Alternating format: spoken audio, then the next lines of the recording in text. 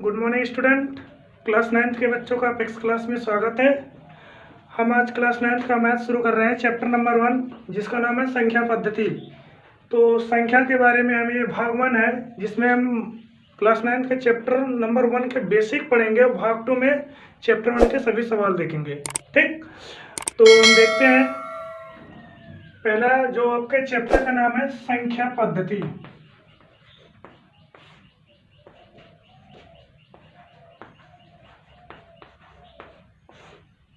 संख्या पद्धति। अब संख्या पद्धति को इंग्लिश में कहते हैं नंबर सिस्टम। ठीक, अब सबसे पहले हम संख्या के बारे में जानते हैं। तो सबसे पहले जो संख्या हमको प्राप्त हुई प्राकृतिक में, सबसे पहले क्या था यहाँ, यानी धरती पे सबसे पहले क्या था, प्राकृत ही केवल बचा था। कोई जब नहीं था तो केवल प्राकृत था। तो सबसे पहले जो हमें संख्या मिली, प्राप्त हुई, वो मिली प्राकृत संख्या।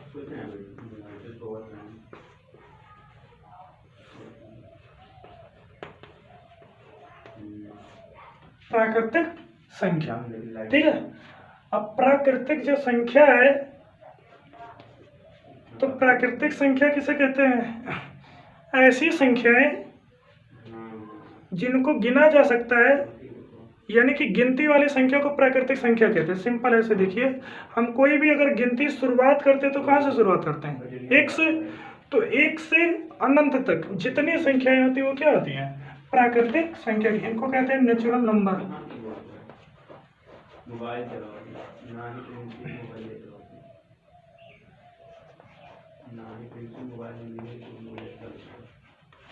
ठीक है, इनको कहते हैं नेचुरल नंबर।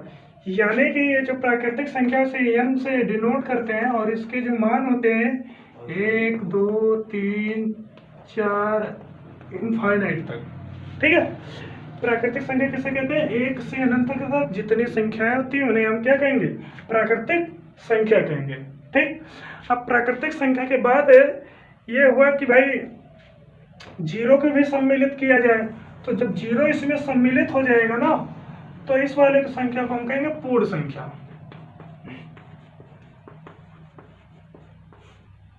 पूर्ण संख्या, इसको इंग्लिश में कहते हैं होल नंबर। ठीक, होल नंबर।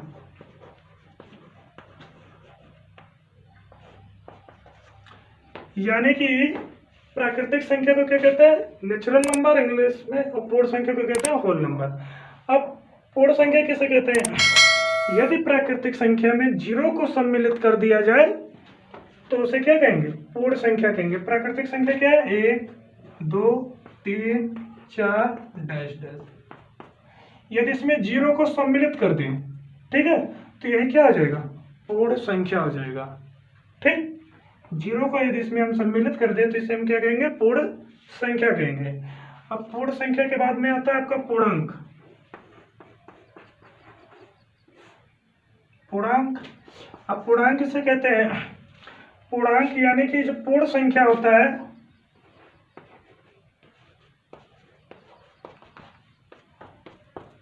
ठीक है, यदि पूर्ण संख्या में प्राकृतिक संख्या के ऋणात्मक मान को सम्मिलित कर दें, ये प्राकृतिक संख्या, इसका ऋणात्मक मान इसमें सम्मिलित कर दें, जैसे +1 है, -1 -2 -3 -4, इसमें सम्मिलित कर दें तो ये क्या हो जाएगा? पूर्णांक हो जाएंगे। ठीक है, जिसमें इस वाले जो भाग को हम कहते हैं धनात्मक पूर्णांक,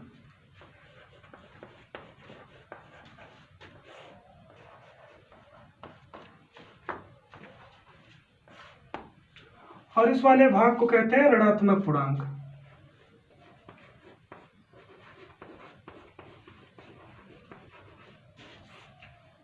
और ये जो जीरो है ना तो धनात्मक पूर्णांक है और ना ही ऋणात्मक पूर्णांक है। इस पे कोई चिन्ह नहीं होता है। जीरो ना धनात्मक पूर्णांक, ना तो धनात्मक है ना धनात्मक, ना धनात्मक है और ना ही ऋणात्मक है।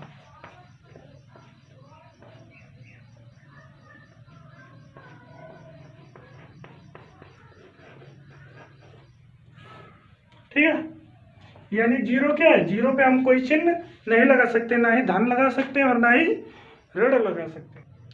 अब की बार आपको स्टार्ट जो क्या परिमेय संख्या,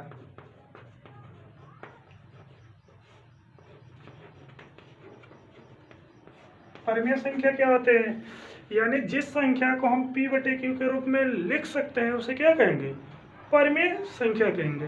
ठीक है, जैसे 2/3, 5/7, 3/5, ये सब क्या है, परिमेय संख्याएं हैं। ठीक है, यानी कि ये सब परिमेय संख्या है। जैसे आपके पास 2 है, ये भी एक परिमेय संख्या है। क्यों? क्योंकि इसके नीचे हम क्या लिख सकते हैं, 1 लिख सकते हैं, इसलिए ये सब भी संख्या क्या होंगी, परिमेय संख्या होंगे। लेकिन जैसे मान लीजिए आपके पास पूर्ण संख्या था 0, 1, 2, 3, ये सब, तो ये जो सब है ना, ये सब परिमेय संख्याएं हैं।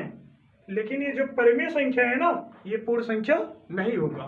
ठीक है, जैसे 0 क्या है, एक परिमेय संख्या है, तो 0 में आप इसके बटे 1 लिख सकते हैं, इसे क्या है, एक परिमेय संख्या है, इसे हम क्या p बटे q के रूप में लिख सकते हैं। अब यहाँ पे जैसे परिमेय संख्या 2/3, 5/7, 3/5, ये परिमेय संख्या है। इसकी परिभाषा हम बता दे रहे हैं आपको, जिस संख्या को p बटे q के रूप में लिखा जा सके उसे हम परिमेय संख्या कहेंगे। ठीक है, p बटे q के रूप में लिखा जा सके, जहाँ q बराबर नॉट इक्वल 0, यानी जो नीचे है ना ये 0 नहीं होना चाहिए, बाकी सभी क्या है, परिमेय संख्याएं हैं। ठीक, आगे देखते हैं हम अपरिमेय संख्या।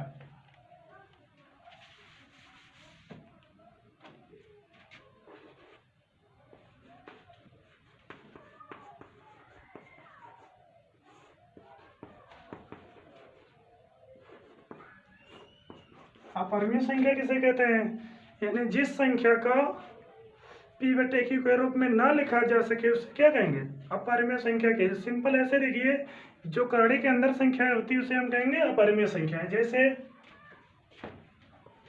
कड़ी में 2 हो गया, कड़ी में 3 हो गया, कड़ी में 5 हो गया, ये सब क्या है, अपरिमेय संख्या है। ठीक है, और जैसे ये हो गया कड़ी में 7 हो गया, तो ये सब क्या कहलाएंगे, अपरिमेय संख्याएं कहलाएंगे। ठीक, इसका मान यदि आप निकालेंगे तो ये कहीं कटेंगे नहीं।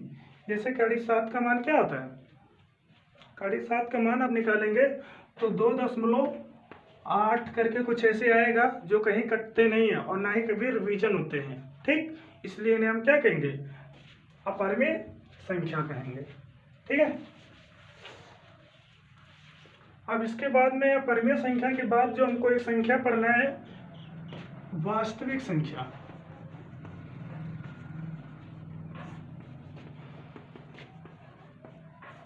वास्तविक संख्या किसे कहते हैं, ठीक, परिमेय तथा अपरिमेय संख्याओं के संयोग को वास्तविक संख्या कहते हैं। ध्यान देना, परिमेय अपरिमेय जितनी भी प्रकार के संख्याएं होती हैं सब क्या कहलाती हैं, वास्तविक संख्याएं कहलाती हैं। ठीक, लेकिन सभी बात जैसे ये सब क्या है, वास्तविक संख्या है। कड़ी में 2 हो गया, कड़ी में 3 हो गया, 2/3 हो गया, 1 हो गया, 0 हो गया, ये सब क्या है, वास्तविक संख्याएं हैं। अब वास्तविक संख्याएं ये सब है तो कौन वास्तविक संख्या नहीं है, ये क्वेश्चन बनता है।